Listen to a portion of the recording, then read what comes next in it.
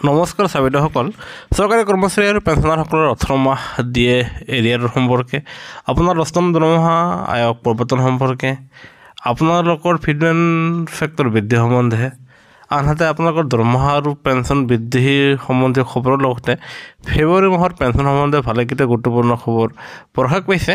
সেয়েহে আশা ৰাখিছোঁ আপোনালোকে ভিডিঅ'টো সম্পূৰ্ণ চাব আনহাতে এইখিনিতে এটা অনুৰোধ বহুতো মানুহে আমাৰ ভিডিঅ' চাই কিন্তু অধিকাংশ মানুহে আমাৰ চেনেলটো এতিয়া ছাবস্ক্ৰাইব কৰা নাই সেয়েহে আমি আশা ৰাখিছোঁ চৰকাৰী কৰ্মচাৰী আৰু পেঞ্চনাৰসকলৰ সৈতে জড়িত প্ৰতিটো তথ্য পাবলৈ আপোনালোকে নিশ্চয় আমাৰ চেনেলটো ছাবস্ক্ৰাইব কৰি ল'ব চাবিদাৰসকল আপোনালোকৰ সময়ৰ প্ৰতি লক্ষ্য ৰাখি আমি প্ৰথম খবৰটো দিবলৈ ওলাইছোঁ সেয়া হ'ল আপোনাৰ পেঞ্চনাৰসকলৰ আপোনাৰ যিসকলে আপোনাৰ বেংকৰ জৰিয়তে তেওঁলোকে পেঞ্চন লাভ কৰে তেওঁলোকৰ পেঞ্চন আপোনাৰ মোকলাই দিয়া হৈছে বহুতো পেঞ্চনাৰে ইতিমধ্যে তেওঁলোকে পেঞ্চন লাভ কৰিছে আনহাতে আপোনালোকৰ পেঞ্চন স্লিপো এইবাৰ মোকলাই দিয়া হৈছে আৰু আপোনালোকে কিমান দৰমহা পাইছে কিমান দিয়ে লাভ কৰি আছে সেয়া আপোনালোকে জানিব পাৰিব আনহাতে যিসকল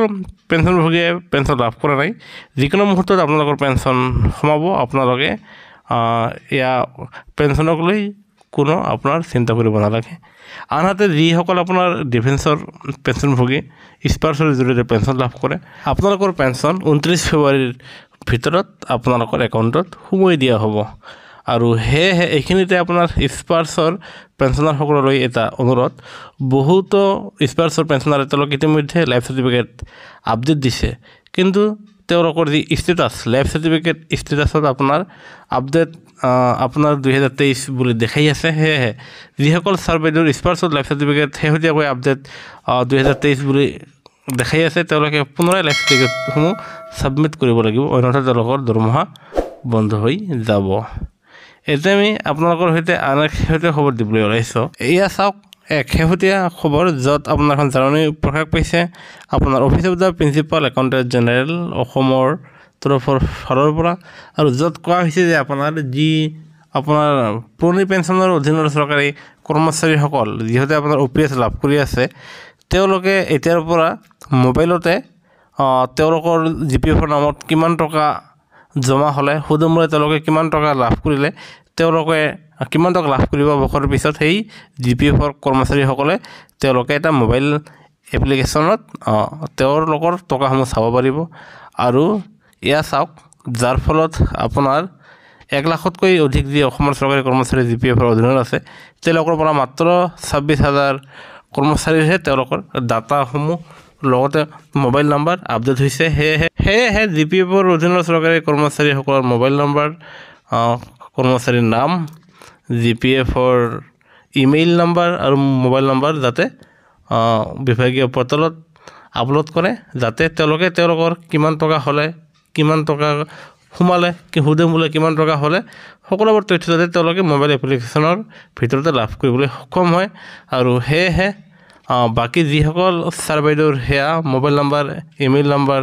আপডেট হোৱা নাই সেয়া বিভাগক অতি শীঘ্ৰে আপডেট কৰিবলৈ ইয়াৰে অনুৰোধ জনাইছে এতিয়া আমি আপোনালোকৰ সৈতে আন এক শেহতীয়া খবৰ দিবলৈ ওলাইছোঁ সেয়া হ'ল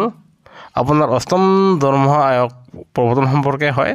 চাবিদাৰসকল এই ক্ষেত্ৰত যোৱা লোকসভাৰ অধিৱেশনত আপোনাৰ ৰাজনাথ সিং ডাঙৰীয়াই এক প্ৰশ্ন উপস্থাপন কৰিছিল যে 8ম দৰমহা আয়োগ প্ৰৱৰ্তন কৰা হ'ব কি নহ'ব আৰু ইয়াকে লৈ আপোনাৰ কেন্দ্ৰীয় চৰকাৰৰ ৰাজ্যিক বিত্তমন্ত্ৰী পংকজ চৌধুৰীদেৱে জনাইছিল যে তেনেকুৱা কোনো ধৰণৰ প্ৰস্তাৱ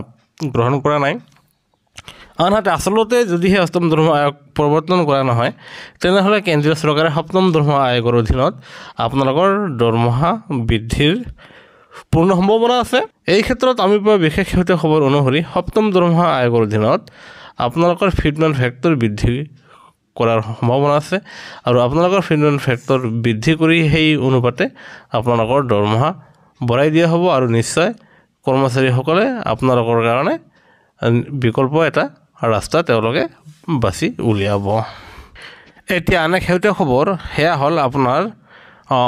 কৰ্মচাৰীসকলৰ তেওঁলোকৰ এটা এক্সট্ৰা ইনক্ৰিমেণ্ট বৃদ্ধি কৰাৰ সম্বন্ধত হয় চাবিদাৰসকলে এই ক্ষেত্ৰত এয়া চাওক director general central public work ডিপাৰ্টমেণ্টৰ ফালৰ পৰা এক শেহতীয়া জাননী যোৱা 20 ফেব্ৰুৱাৰী তাৰিখে প্ৰকাশ কৰিছে আৰু এই জাননী মৰ্মে যিসকল চৰকাৰী কৰ্মচাৰীয়ে তেওঁলোকে 31 ডিচেম্বৰ তাৰিখে নাইবা 30 জুন তাৰিখে অৱসৰ গ্ৰহণ কৰিছে সেইসকল চৰকাৰী কৰ্মচাৰীয়ে তেওঁলোকে এটা এক্সট্ৰা ইনক্ৰিমেণ্ট 1 জানুৱাৰী আৰু 1 জুলাইৰ পৰা যি ইনক্ৰিমেণ্ট তেওঁলোকে লাভ কৰিব আৰু সেয়েহে এই জাননীখন প্ৰকাশ পোৱাত এতিয়াৰ পৰা চৰকাৰী কৰ্মচাৰী আৰু পেঞ্চনাৰসকলে তেওঁলোকে এক্সট্ৰা ইনক্ৰিমেণ্ট পাবলৈ সক্ষম হ'ব আৰু যাৰ ফলত তেওঁলোকে নিশ্চয় লাভান্বিত হ'ব আৰু এই ক্ষেত্ৰত যিহেতু তেওঁলোকে জুলাই মাহৰ এটা ইনক্ৰিমেণ্ট লাভ নকৰে তেনেস্থলত তেওঁলোকৰ দৰমহাও বৃদ্ধি হ'ব আনহাতে তেওঁলোকৰ পেঞ্চনো ভালেখিনি বৃদ্ধি পাব আৰু এয়া নিশ্চয় এক শেহতীয়া সুখবৰ এতিয়া আমি ক'বলৈ ওলাইছোঁ আপোনালোকৰ বয়স অনুপাতে দৰমহা বৃদ্ধি সম্বন্ধে হয় চাবিদাৰসকল নিয়ম অনুসৰি আপোনাৰ 80 বছৰ বয়সত আপোনাৰ পেঞ্চনভোগীসকলৰ তেওঁলোকৰ 20% এডিশ্যনেল পেঞ্চন বৃদ্ধি কৰা হয় কিন্তু আপোনাৰ দিল্লী কোৰ্টৰ লগতে আপোনাৰ গুৱাহাটী হাইকোৰ্ট আৰু মাদ্ৰাছ হাইকোৰ্টৰ এক জাননীৰ মতে আপোনাৰ 79 বছৰ মানে 1 বছৰ আগতে আপোনাৰ কৰ্মচাৰীসকলক এই সুবিধা দিব লাগে 20% এডিশ্যনেল পেঞ্চনৰ আৰু ইয়াকে লৈ খেলিমেলি দেখা গৈছে আৰু সেয়েহে কেন্দ্ৰীয় চৰকাৰে আন এক শেহতীয়া জাননী প্ৰকাশ কৰি এয়া আপোনাৰ 79 বছৰৰ সেই জাননীখন প্ৰকাশ কৰিব লাগে যাতে তেওঁলোকে আপোনাৰ 79 বছৰৰ পৰাই তেওঁলোকে 20% এডিশ্যনেল পেঞ্চন লাভ কৰিবলৈ সক্ষম হয় আনহাতে এই ক্ষেত্ৰত আপোনাৰ বহুতো পেঞ্চনভোগী সংগঠনসমূহৰ অভিযোগ যে বৰ্তমান সময়ত 80 বছৰ বয়সলৈকে আপোনাৰ পেঞ্চনাৰসকলে কম পৰিমাণে জীয়াই থাকে সেয়েহে যদিহে চৰকাৰে সঁচা অৰ্থত আপোনাৰ পেঞ্চনৰ লাভালাভ দিব খোজে তেনেহ'লে আপোনাৰ 65 বছৰ বয়সত 5%, 70 বছৰ বয়সত 10%, আনহাতে 75 বছৰ বয়সত 15% পেঞ্চন বৃদ্ধিৰ জাননী আপোনাৰ অচিৰেই প্ৰকাশ কৰিব লাগে যাতে পেঞ্চনাৰসকল সঁচা অৰ্থত উপকৃত হয় আৰু তেওঁলোকে আপোনাৰ বিত্ত বিভাগক ইতিমধ্যে জনাইছে চাবিদাৰসকল ৰিজাৰ্ভ বেংকৰ ফালৰ পৰা এক শেহতীয়া খবৰ য'ত আপোনাৰ জনাইছে যে আপোনাৰ সতৰ্ক থাকক আৰু বাচি থাকক হয় চাবিদাৰসকল সেয়েহে আপোনালোকে যিবোৰ লিংক আপোনালোকে